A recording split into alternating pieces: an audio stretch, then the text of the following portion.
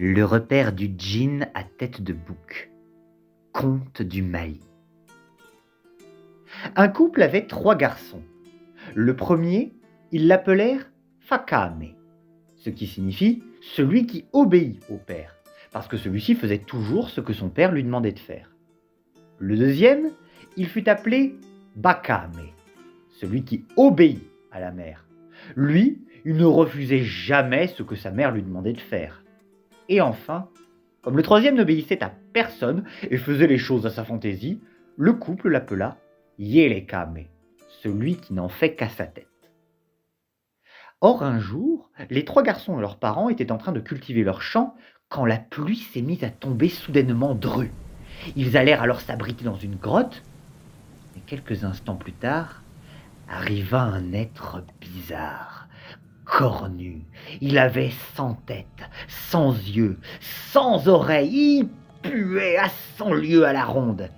C'était Bilissi, le djinn à tête de bouc.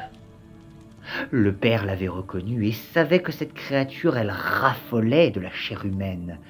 Or, la créature se coucha en travers de l'entrée de la grotte, piégeant les 2 parents et leurs 3 garçons à l'intérieur. Comment allait-il bien pouvoir se tirer de ce piège ? Le père se mit à réfléchir un moment, puis dit à Fakame, celui qui obéit au père. Fakame, on voit que cette pluie ne va pas s'arrêter. Tes parents commencent à attraper froid. Peux-tu aller nous chercher du feu, s'il te plaît ? Fakame a obéi, et le djinn, à sa vue, s'écarta pour le laisser sortir. Mais Fakame ne revint pas. Alors, quelque temps après, le père se tourna vers Bakame, celui qui obéit à la mère, et lui dit « Bakame, j'ai envoyé Fakame chercher du feu. Il n'est pas revenu. Pourrais-tu, toi, aller chercher du feu pour tes vieux parents qui commencent à attraper froid ?» Bakame a obéi, et le djinn, à sa vue, s'écarta pour le laisser sortir. Mais Bakame ne revint pas. Le père se tourna alors vers Yelekame, et le pria d'aller chercher du feu pour ses vieux parents. « Moi sortir sous cette pluie battante ? Jamais de la vie. Crevez de froid si vous voulez, je ne sortirai pas. » Le père se tourna alors vers sa femme et lui dit « Comme Yerekame refuse d'aller nous chercher du feu, pourrais-tu y aller toi ?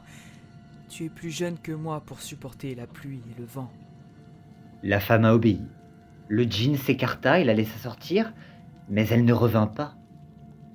Alors, comme elle ne revenait pas, le père a dit à Yelekame « Comme tu ne veux pas sortir sous la pluie, c'est donc moi qui vais te chercher du feu.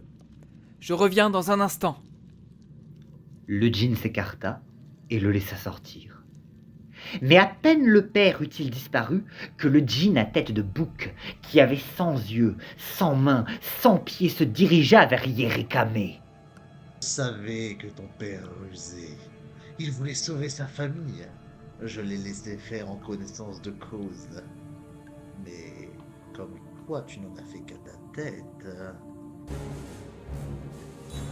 Il s'est alors jeté sur Yerekame et l'a entièrement dévoré.